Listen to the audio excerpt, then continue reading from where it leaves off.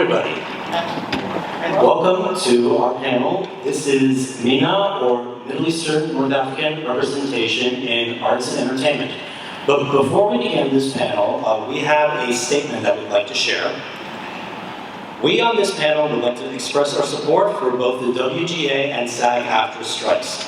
Regardless of your industry, we all have the right to a living wage and believe that creators should be fairly compensated for their work.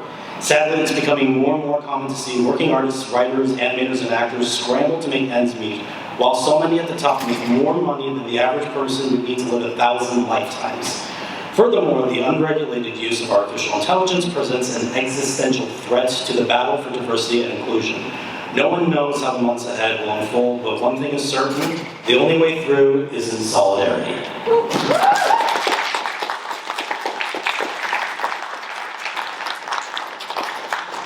Now let's have some fun. Yay!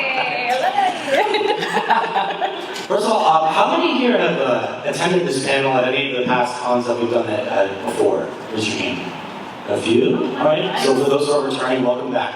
For those of you who it's the first time, this is a panel where we discuss, highlight, and celebrate MENA representation in all forms of media, whether it's film, television, animation, writing, music, comedy, theater, podcasting.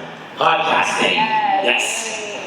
And we're here to discuss why our representation also matters. And I'm your moderator. My name is Paul Zachariah. My pronouns are he, him. I'm an actor, writer, and director based in Los Angeles, and my background is Iraqi, Egyptian, and Palestinian. Wow. Yes. Now we've got a great group of panelists here for you guys to share their experiences and talk about MENA representation, and I'm going to let them introduce themselves, starting with Kristina Giblin. My maiden last name was Mikhail, so if you've heard me go by that name before, that's where that comes from. Pronouns are she, they, hailing, heritage-wise, Egyptian, Coptic, more specifically. And I work in animation. I can't animate, so the overarching term of animator still applies, but I mostly do paint, which means I paint backgrounds, characters, props, and effects. So anything that you see moving on the screen, I painted that. I don't necessarily animate it, I could, but basically I give a representation of what our animators need to do, give them a color breakdown, and then I send it off to them and say, here, do your best with this, and we make magic together, so that's that. What else? Did I forget anything? what's your background? Oh, I did say Coptic Egyptian. Yes, I did, yes. Give it up for North Africa. All right. Hi, I'm Yas Modares Ghasiri. Pronouns are he, him. I'm a multi-hyphenate actor, singer, writer, musical theater singing, just to clarify. I'm not cutting an album or anything. Actor, writer, producer. For my own personal work that I write and produce, I focus on LGBT representation, specifically trans representation, as I am a trans man. I am Persian. My dad's from Iran, so I represent Iran. And yeah, it's not that thing. So yeah, I'm definitely happy to be here and, represent and, free Iran. Yeah. Hi, I'm Esraa Darwish. My pronouns are she, her. I'm an Egyptian Muslim, and I'm the assistant director. And for those of you who don't know what that is, I'm a facilitator. If the director is the brain behind a project, we're the nervous system. And yeah, sometimes I get a coffee too. Hi, my name is Kaveh Taherian, pronouns he, him. I am a writer and illustrator. I'm actually moving here at Comic-Con over in Arts Alley. You can go to if you get a chance to come check it out. I'm also a filmmaker, and most notably the way that Paul found me is I am a podcaster. I begrudgingly co-host a podcast, sorry Yas, about musicals. How much I don't like them and how much they drive me insane, but my co-host likes them. But yeah, happy to be here. Also, can we get a more proper shout out from everybody from Iran? I feel like that was a bad representation.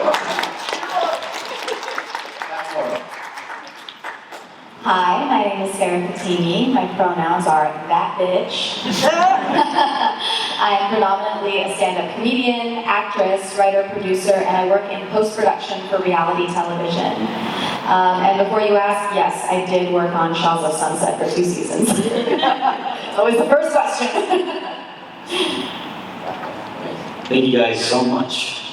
So yeah, like I said, I wanted to start the panel because when it comes to representation matters, which I fully believe in 100%, I do feel like that MENA communities have often been left out of that conversation and not talked about as much, represented as much in the same way that many other underrepresented groups have been. And so I wanted to have everybody here to talk about what we've done, where we've come from, and everything, and why we love what we love, and how we can inspire other people as well to pursue their dreams, their passions. And my question to you guys, my first question is, what are some things that inspired you to do what you wanted to do, whether it be from childhood, from family, anything that made you decide, I want to get into this, and how did you get your start?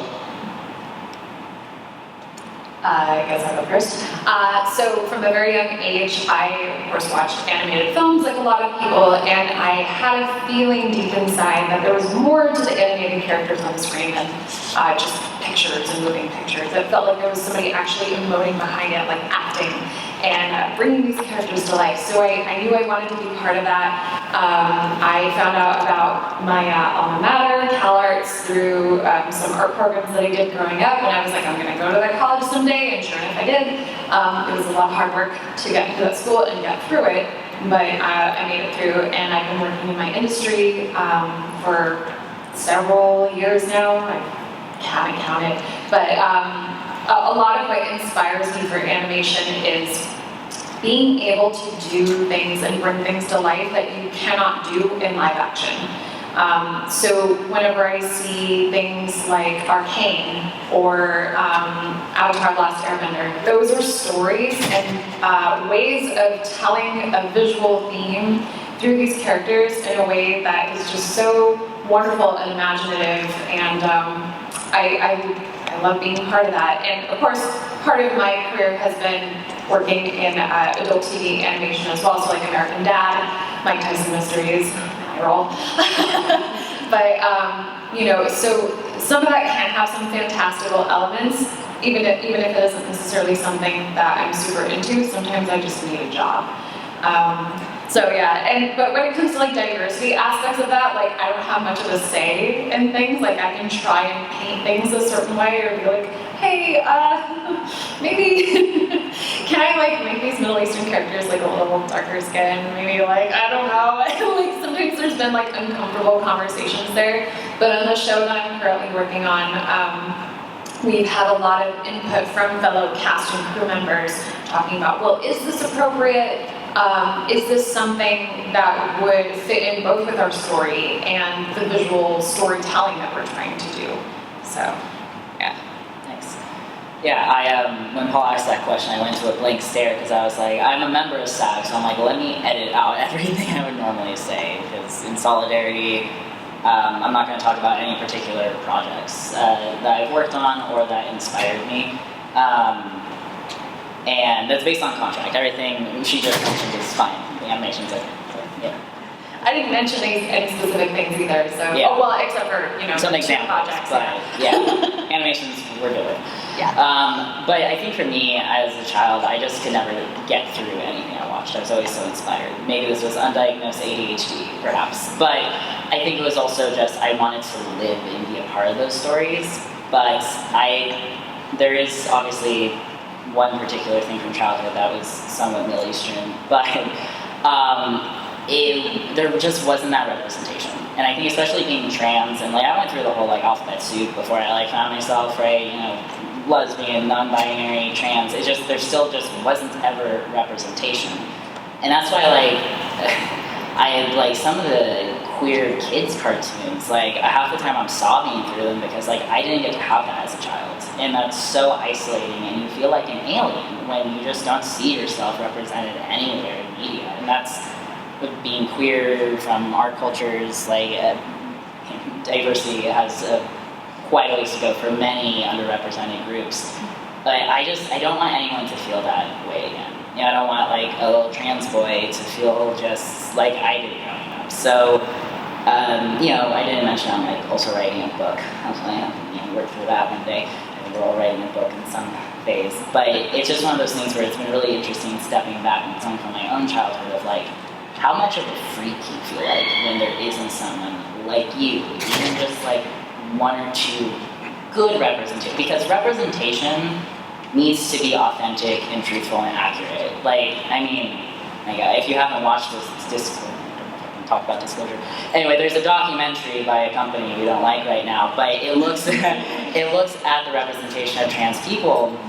And there's so many like medical shows where there's a trans person whose medical problem stems from their like affirming like treatment, and there's literally no science that at all represent, like it's based off nothing. It's just shock value. So we need to have good representation that's accurate and truthful, and the only way you can really have that is you have the people from that background telling the story. It's kind of the only way I feel like trickle-down economics actually works. So for me, it was being an 8-year-old kid in New Hampshire and looking like this, and everyone else is like super white, and just like feeling like I don't belong here. And then seeing a movie, which I won't say the name, but you can take your guess what it is. It has Johnny Depp in it, and he's got scissors for hands. But I remember seeing that film and being like, God, I feel just like that guy, but less sharp. And that was like the first time I was like, this medium is amazing. And beyond that, like in our household, I was 5 when I moved to the US. So when we would sit down and watch Egyptian films or television shows, that was me seeing my people. That's where I got my culture from. Like everything I learned about myself, I learned through film and television. So there was no way I wasn't going to work in this industry. Like from the jump, I was like, I'm going to be a filmmaker. And in my position as an AD, it's really exciting because when it comes time to hire the background actors who make the scene come to life, you know, the director will give us some parameters. We kind of want this, and then it's up to me to call up central casting or whoever and be like, so we're looking for people in this demographic or this type of group, so that when they appear on screen, it looks like you're in the place you're supposed to be, whether it's like Syria in the 90s or whatever. So when I work on things like that, I actually have creative control and be like, no, I actually want to hire people who are Syrian. Can you please find those people?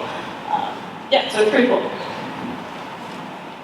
In regards to what got me into what I'm doing today, I actually still don't know what the hell I'm doing at all at any given moment, so I don't really have like a clear answer for you, but I have to say that a lot of it comes from, obviously, a lot of media that we saw growing up, but more than anything, I think my own family was a big inspiration, just because everybody in my family is a little bit insane and weird, and they all kind of have their own rhythms of dysfunction that's very funny and very, for lack of what we're talking about, like it's missing in a lot of what we watch.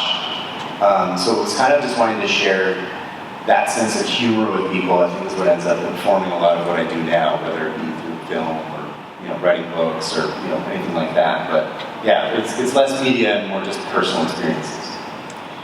For me, I funny enough didn't realize I wanted to do stand-up comedy until I moved out to LA, but I'd always wanted to be part of the comedy world.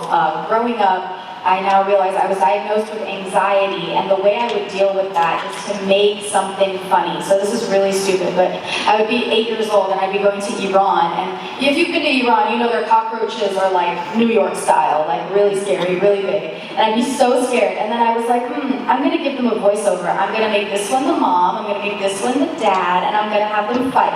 And it did help, and I guess comedy and comedy shows were always where I went to feel safe, to decompress.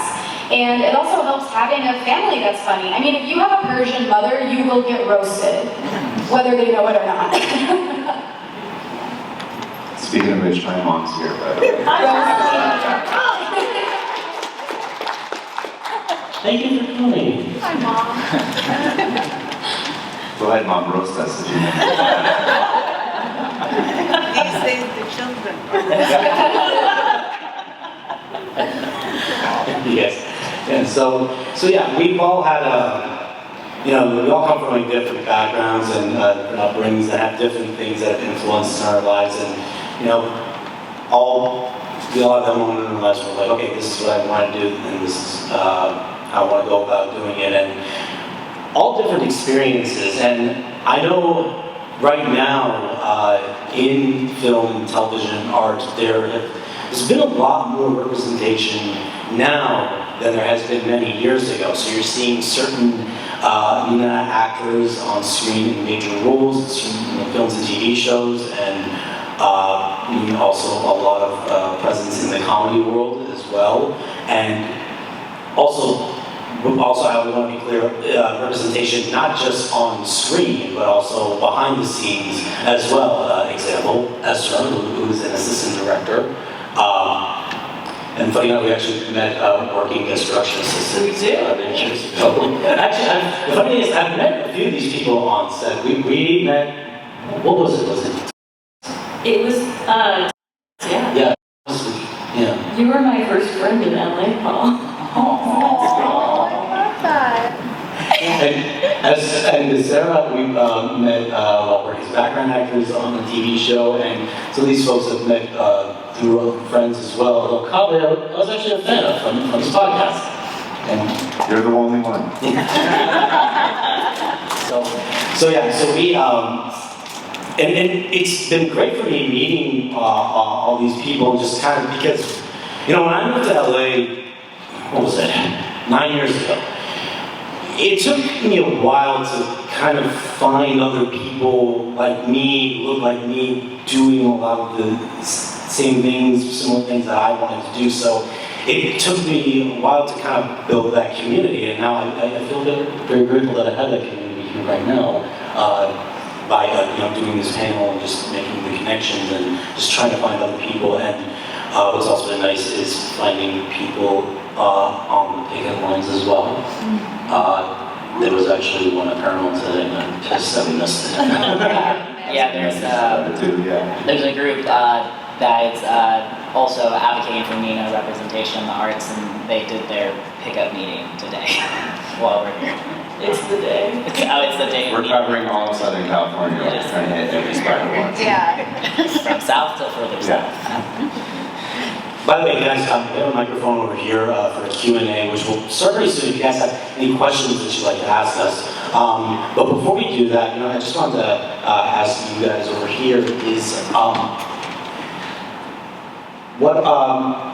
we discussed a little bit before this panel about discussing intersectionality and duality with our cultures, and how there's been like this fight against commodification of people of color and the MENA communities as well, because that's been kind of an issue for a while, especially in art and on screen. And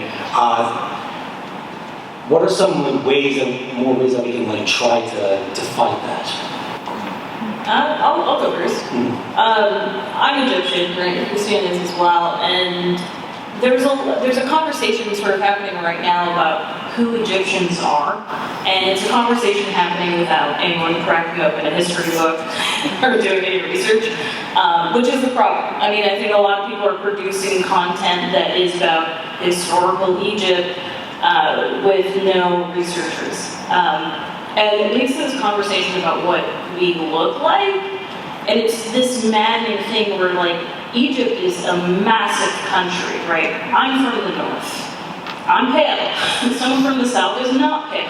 It's just geographically how it's set up. There's so much that goes into what people look like in a country of that size. And it's just such a stupid conversation. And it's like a conversation about color that's so American coded because of the issues that we have here. And it's like, we come in all colors and shapes and sizes. And it's frustrating because it does two things. It sort of erases Egyptians from their own history. And I'm told, oh, you're not Egyptian, you're an Arab because this? And like, where do you get the background for this? Yeah, like, do they have a chart of your family tree or something? They did the DNA test and I went, whoa. And it's also, Egypt's a lot like the US where tons of people move there, they become part of the culture.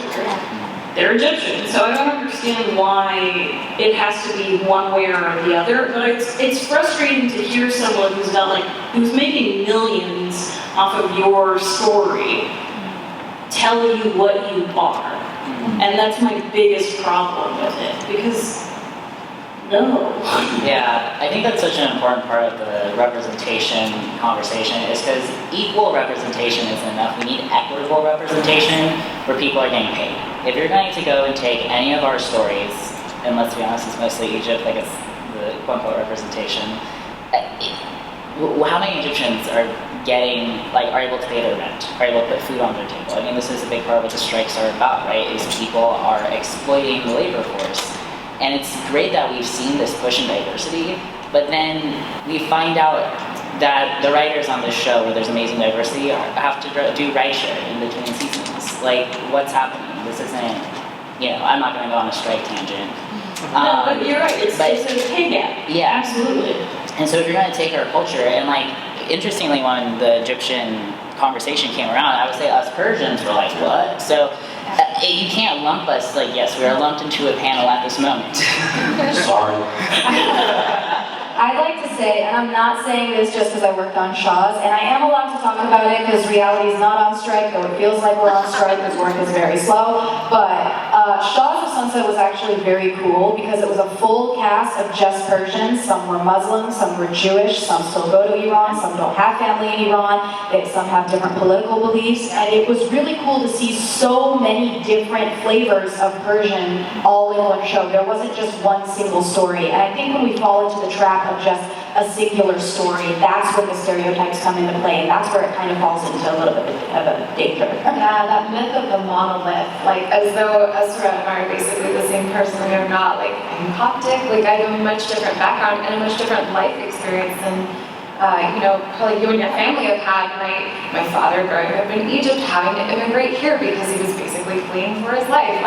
It was a lot, and to have very singular stories be seen as something that is the same across the board is pretty unfair. I mean, we're here as a MENA panel because that's what our current cultural zeitgeist has lumped us into because we're somewhat similar. Yeah, thanks, England. Yeah.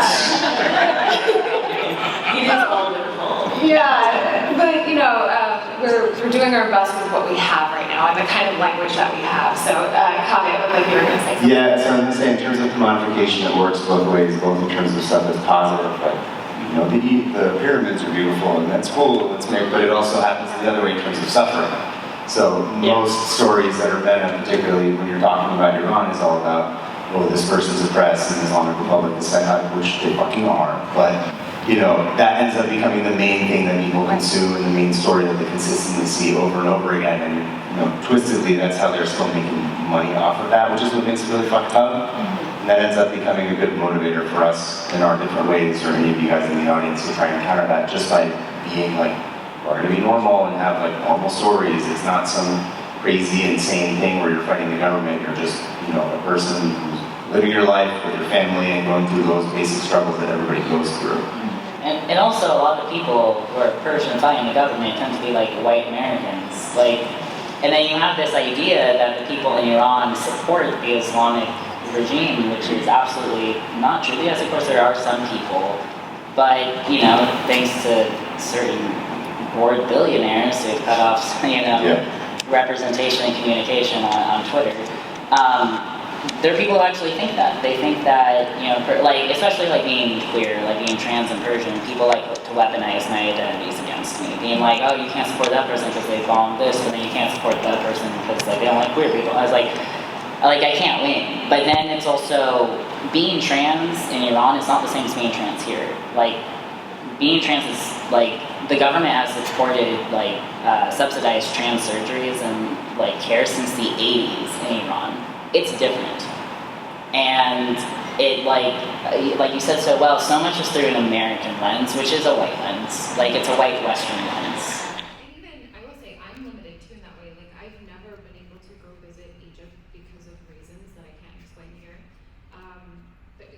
very disconnected in diaspora, and I wish I wasn't. I really wish I wasn't, but that's the reality that I live with right now. Whereas like others have been able to probably visit a lot more and still keep in contact with family, and like I wish I had that. It's really painful. But yeah, like having like those conflicts and those life experiences are all different. Yeah, and I think too, and something as much as we want to be like, our cultures are different, there are some similarities. And so much of that is joy and life and dance and music and food. Yeah. Always the food. You gotta have rice. So much good. And that's the type of representation, I mean, I know I want to see. I want to see more of that. And, you know, if people are using AI to write scripts, they're gonna take data points, including box office gross reviews and all that, from existing material. We're not happy with the existing material. We need humans like us and other people out there and people who are also fighting for inclusion to write a story about somebody who's trying to get like Persian New Year together and their mom isn't happy with like the way they cook the fish or something. You know, it's just like that's the type of story we need. Yeah, it also permeates into other stuff too, as far as genre is concerned. You know, if you're somebody whose parents are immigrants and you're a first generation that's born here, if you're going to write a science fiction story, you're going to fundamentally be attracted to a different type of story. You might not necessarily have characters that are like, oh, it's a Persian person, or an Egyptian person that's telling this, but your worldview has been shaped by these people who have had these crazy experiences and how they came over, and it's going to shape how you tell these kinds of stories no matter what the genre is. And I think that, sort of speaking to your point, it's not just like, you know, capital R representation stories, it's everything. Yeah, it's human stories. I think that's the point. I think that's what we lose with AI. And it's not just our community, it's all communities that are underrepresented. Because once they, you know, I imagine it's like a wood chipper where they just like funnel all the nonsense they've made before. And They make plywood out of our culture. it's just gonna spray crap at you. Yeah. So, I gotta say, I messed around with AI once and I typed in script about Persian girl and I've seen better writing in pornos. How many Persian girl pornos are there? A lot. Like 5. Representation. Every medium, you guys. It's entertainment and the arts.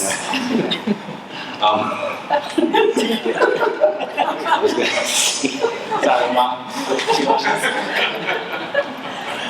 What I was going to say next is to add to the what I was talking about representation here is also, we want to be clear, we're talking about representation and not tokenism. And I feel like some people have been mixing that up over the years, thinking, oh, well, you need to have a person of this race here to kind of like fill that quota. And like, okay, we've had enough, and they're only like the Arab person or the Persian person or whatever. It's like, no, it's like, we want less of like a white writer being like, okay, we want to make sure we have that person of color here to make sure that we're not seeing racist. And it's like, no, have maybe a person of color writer there, and then a writer there, and write more than one character and give them all different personalities, and have not been defined not by their race, but just personality traits, because that's what makes them more human.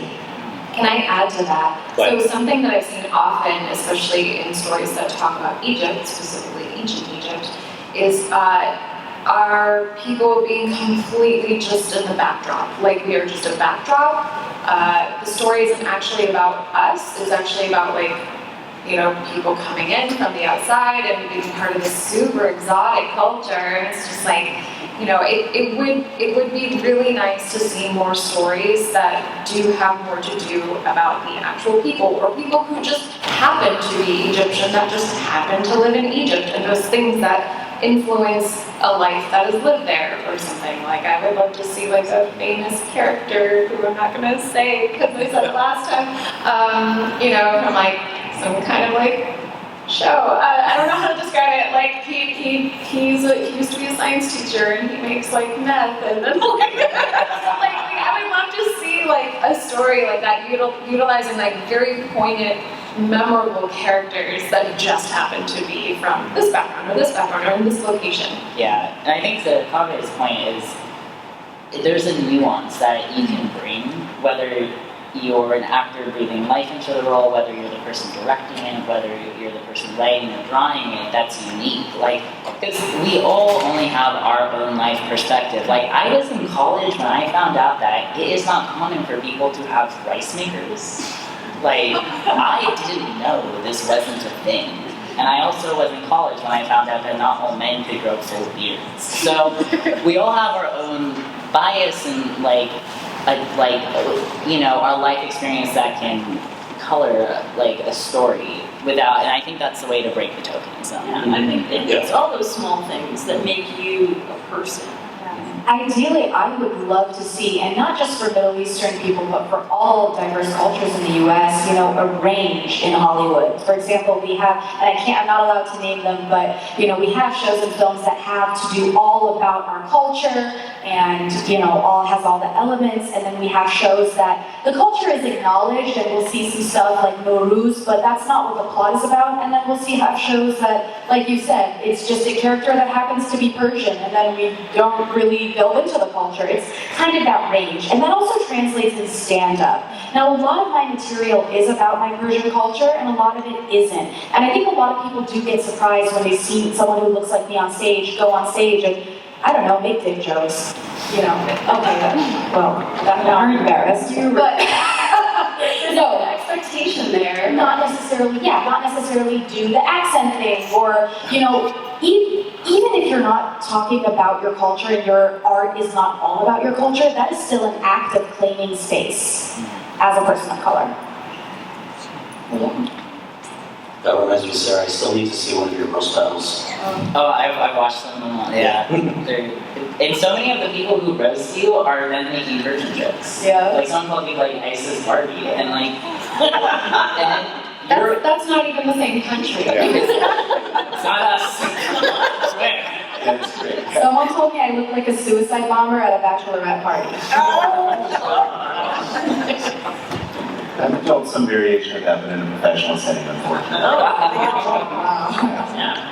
That's very commonplace, unfortunately, too. So people feel free to make jokes. They allow themselves to do that. It's not cool.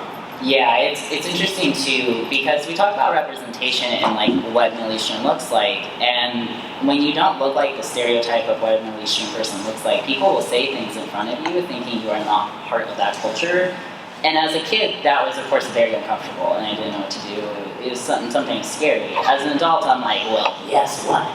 But I saw a Tumblr feed where it was Rami Malek in a movie where it was a small role and he is dressed in like ancient Egyptian wear, and literally somebody was like, "Oh, were they not able to find real Egyptians?" And then someone was like, "Bro, like It's kind of Egyptian." amazing how nobody knows what we Yeah, and of course then you have like people who are anti-woke being like, well, maybe there was Egyptians who auditioned who weren't good enough for them. Like, did they cast the best actor? Like, yeah, who was Egyptian? Oh god, yeah. Guys, we have 15 minutes left, but if you guys have any questions, feel free to line up here at the microphone. I think that's good. Okay, good. Yellow. I see you Assassin's Creed. That's rad. I went to take a drink of water and I'm like, what if I choke and then I accidentally spat some of it out? So, Hi, what's your name? Hi, my name is Ramzi Him. I'm a Palestinian / Syrian / Iraqi ethnically Palestinian. That means from all around the coast, of course. So, obviously, I really appreciate what you were saying earlier about how for Middle Eastern people in general, and especially for North Africans and Palestinians, right? Obviously, it's a bit bewildering how our identity kind of gets taken over by both sides in this country. One side wants to, cast Christian Bale as an Egyptian. The other side wants to say every Egyptian and every North African, every Middle Eastern people looks like a 2023 U.S. black person. Anyone who says otherwise is racist, kind of thing, right? Given that we are so few, or given that our community, maybe for being charitable, is about 2% of this country, right? And given that we're never going to be in sort of control of the writers' room, how do you think for a small community, right, can we kind of tell our own stories, right? Not just, show our aesthetics and such, but meaningfully tell our own stories and kind of take control of our own narrative in a way that we haven't really been able to do so far? Like, what should sort of the strategy be, I guess, for a new up-and-coming generation of people who want to, say, get into writing and into the film and television industry more generally, when it kind of feels like both sides in the U.S. want to say either we're all like white Englishmen, or everyone from Hannibal to Cleopatra to Jesus to Ramesses and everyone else in between looks like my community and doesn't talk to the people actually from there. Like, sorry, Yeah, thank you. Yeah, I got an answer for you. It's with your wallet. Yeah. That's the simplest answer. Social media. And social media follows, but anything that you find even remotely within the realm of what you think is appropriate and what you like, throw all your money at those people. I will add to that. There's no easy way. I remember when I got into the film industry, a lot of my family was like, "You sure you want to do that? That sounds hard." It's hard. You just gotta do it. And I mean that, like, find your friends, create with other people. You have to make the content. You have to write. You have to tell your story. Because anyone else who you're waiting on to tell your story for you at this point is gonna mess it up. Even if you're not like a writer or an actor or anything, come work in this industry. It's enough. I've stood on a set where they've done horribly prejudiced things and been like, you know, that's not gonna fly. And these are the reasons why, and I'm part of that community. And it's changed because they're terrified. You know what I mean? They don't want to mess it up. A lot of people, they genuinely just want to make realistic content. They just don't know any better. And I imagine for an Egyptian that must be so difficult, because it kind of feels like an Egyptian, both sides are in America are kind of gunning for you from different directions. So I respect so much you trying to tell your own story as an Egyptian, right, in such a space that's kind of stacked against you. Oh, thank you. Thank you. And this goes for everybody, not just MENA people. This goes for everybody who wants a voice in the industry. Make your own stuff. Gone are the days where you can wait around for someone to give you a job. Make your own path. Instead of going to them, let them come to you. Yeah. But also create community too, because I think that's also really important. Find the people that are just as excited about the stuff as you are, and your passion will show through. Like, do it with curiosity and imagination. Hello, what's your name? Hi, my name is Karosh Jazami, Iranian American. And first of all, I just want to say thank you all for doing this. When you're saying find your community, this is literally the first time I've seen any sort of space for this, and I'm kind of, it hit me because I'm from Oklahoma, and it was literally just my family. Colorado, Ohio. Canada. And so a lot of what you said resonated with me in a lot of different ways on a range of levels, but I think one of the things I'm struggling with is I'm developing my voice in a creative sense. I'm working at this convention and other conventions, and I'm trying to navigate and figure out like where and how to represent my culture and what the way to do that is. And hearing your stories of Hollywood and some of the, I think, more traditional media formats, I'm wondering, does that approach change, or do you face different challenges when you're approaching podcasting, for instance, or streaming in a Twitch or some space like that, or other mediums? Is it a similar approach from your perspective, or do you feel like there's other things you need to account for from any perspective? In regards to, it's interesting. That's a battle I myself have been working on for many, many years. And I think for a lot of years, I thought about it like how you're talking about it, like how do I represent my culture? How do I represent this? And it sounds weird, but I was thinking about it as this part that's separate from my own voice and who I am as a person, when really it's like the same thing. So the more I thought about how I just be myself, which in and of itself is a hard thing to figure out and to answer, but the more clear you are about your own personality and the stories, that it's literally just going to come no matter what you do, regardless. So the less I started to think about how to almost, because I'm sure you guys have all dealt with this too, it's this weird thing where like, they want to see that you're, like I said, giving representation with a capital R, but it's like, I don't know, maybe one day I'm going to write sci-fi books. Maybe today I'm going to podcast. I've been doing all these things, and then through that process, these moments have popped up where I've had like very strong feelings based on my background that come out through these conversations that I didn't necessarily need to, and I didn't necessarily think about it, but that's just sort of who I am. Does that make sense? It's really just about like you yourself and having that permeate in whatever you do, and stop trying to have it be like your culture versus this. It's not separate. It's all one. And thank you. Welcome, yeah. Thank you for coming. Thank you. We got about 10 to 9 more minutes left. We got to go get through these people. What's your name? My name is Danielle, she, her, and I'm not MENA, I'm Pacific Islander, sorry. You're so fine. But, so you know how like in fandom there's like deep lore? Yeah, no, I personally kind of love it, but it's just like little Easter eggs of deep lore and adaptations and things. What is something like cultural deep lore that you real wish they paid attention to in any sort of media? Like, it can be as small as crispy rice. Like, I think it depends on which area you come from. Well, for us, it's definitely, like for me, it's sort of like, you can't look at me as a person and know that I'm Egyptian and think that I'm separate from Ramses II. Like when you go to Egypt and you interact with people there, even within the Arabic we speak, there are still words that we use that were the same words that they use. Yeah. And it just has to be understood. We've been around for a very long time, and that has an effect on you as a culture. But for me, that's what I would like people to understand. When you see an Egyptian character, they're not just like, it's not just some guy who speaks Arabic. You know what I mean? Like, there's so much that has happened in this country, and there's this blend. Like, the entire world has gone through this place. And so this person standing before you has taken from all of that. But Yeah, I think something for me that's really small. My best friend is Persian, and after her dad's funeral, the wake of it, some of us went back to her place, and there was just an uncle. It's like 11:30, takes a piece of fruit and starts cutting it towards himself and handing it up. I'm like, that's the most like uncle thing, to just have a piece of fruit and start cutting it up and then passing it out to people. Like, something like that. Like, it actually, like, it made me feel like really warm, and that was like a great moment after a funeral in particular, so something like that I got to see. To dovetail on that, our generosity, I feel like our culture is actually, well, cultures are very generous, and I don't think that that's represented enough. Very hospitable too. Especially also shoes off when entering the house. Yes. That's a big one. I'm an animal. I had to drill that into my white roommate, and I was like, we do not do shoots like that in this house. Thank you. That was a good question.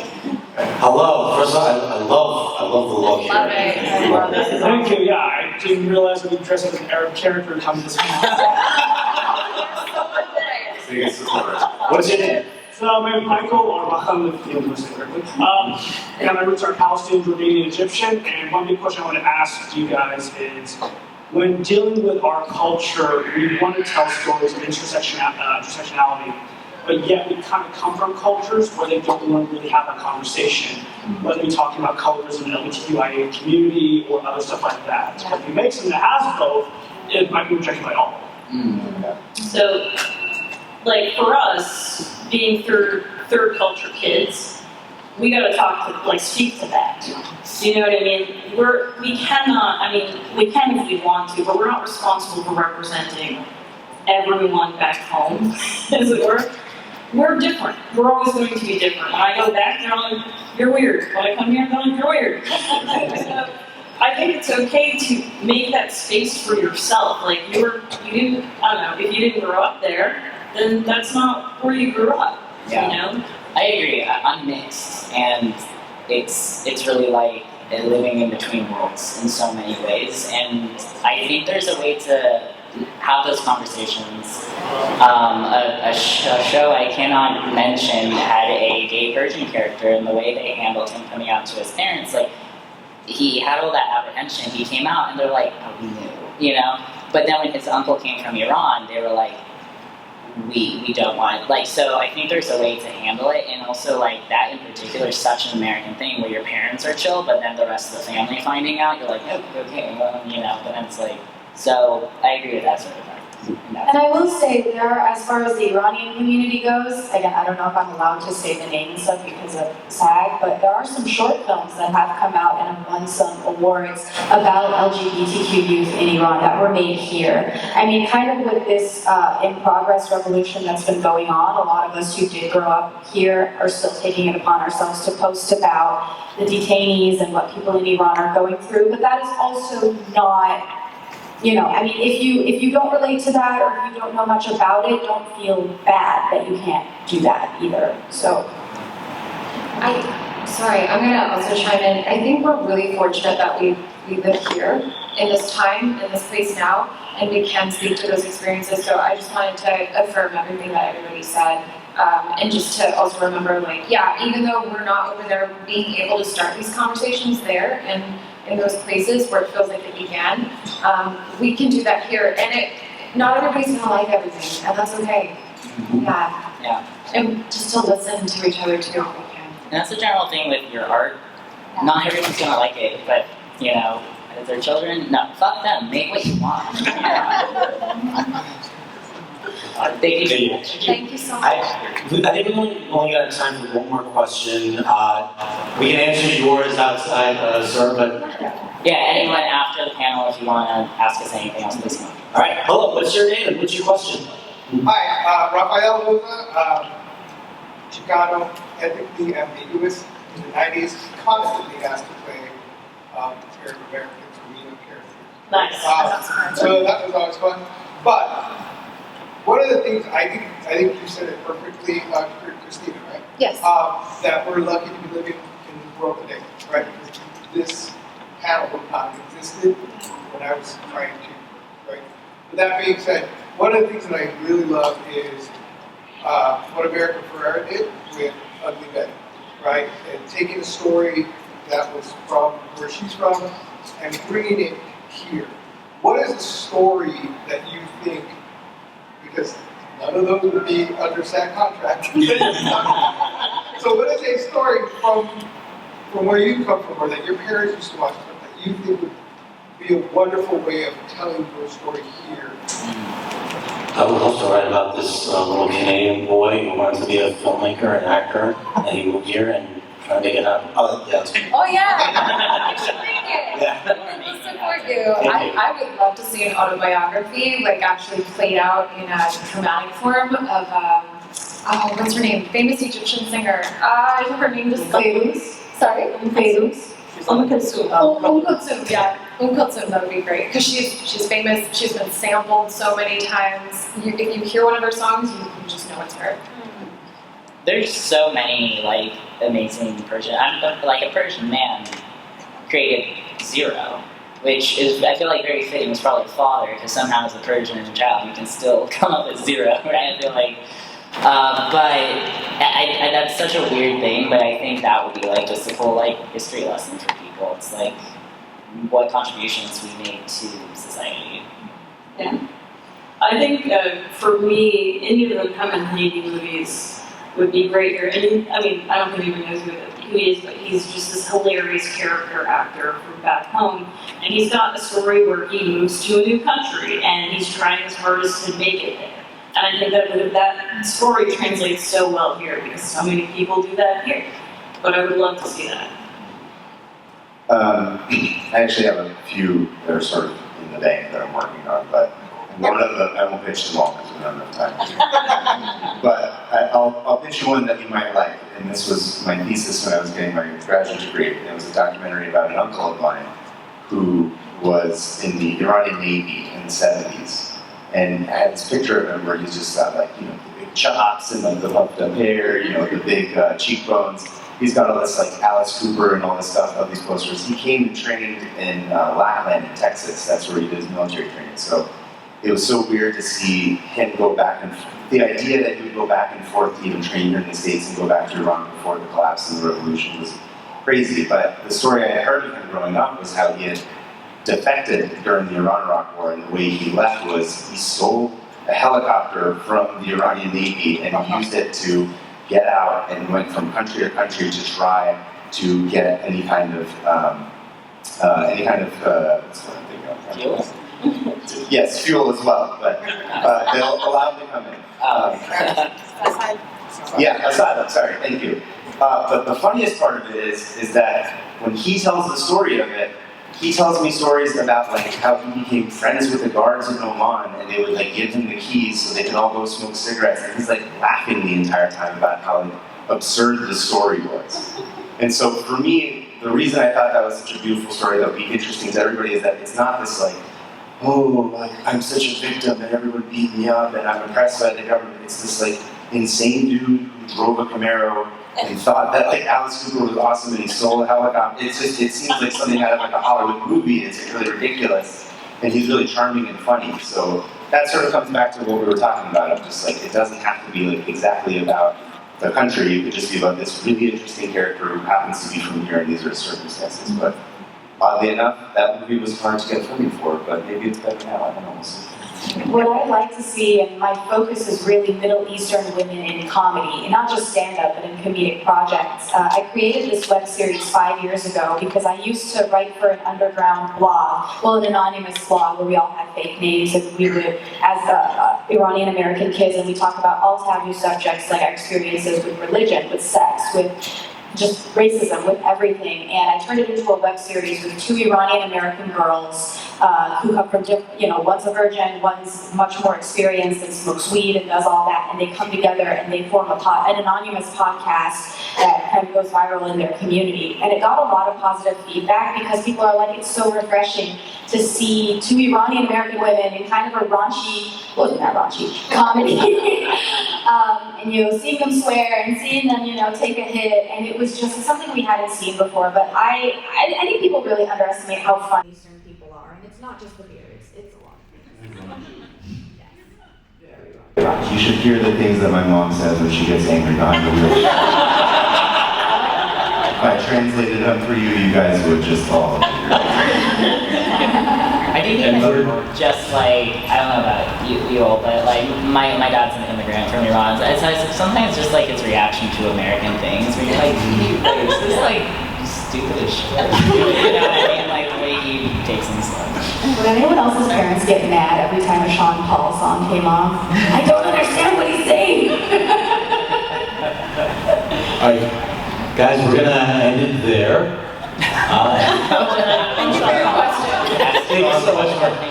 Thank you so much.